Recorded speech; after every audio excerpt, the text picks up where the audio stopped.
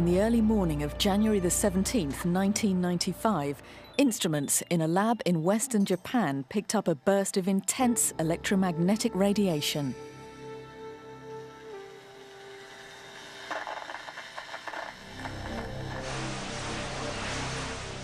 It was the signature of a massive earthquake which had just struck the city of Kobe from its epicenter 20 kilometers to the southwest.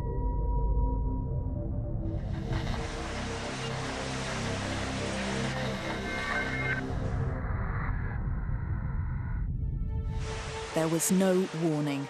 180,000 buildings were destroyed. An urban area 20 kilometers long and 4 kilometers wide was totally wrecked. Nothing moved in or out of Kobe by road or by rail for 3 days. The root of the disaster was a shock that happened on the boundary between the Eurasian and the Philippine plate, a boundary that runs right beneath the city. There is a direct relationship between plate margins and earthquakes throughout the world. Japan is very vulnerable to earthquakes because of the country's special physical geography. Everything is packed tightly into the precious stretches of lowland, which make up only 20% of the land area. Japanese cities are one of the most complex urban landscapes on Earth, mixed up, multi-layered, fragile.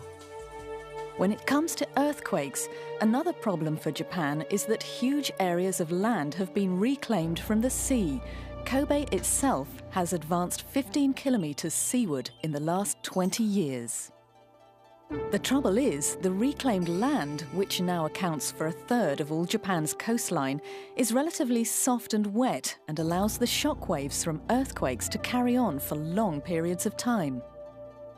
During the Kobe earthquake, at locations on solid rock, the shaking lasted 20 seconds. On the reclaimed land, it went on for 2 or even 3 minutes. As its human landscape becomes more and more complex, Japan becomes more and more vulnerable to earthquakes. The country has spent a fortune studying them, but until now, no way of predicting when they will occur has been discovered.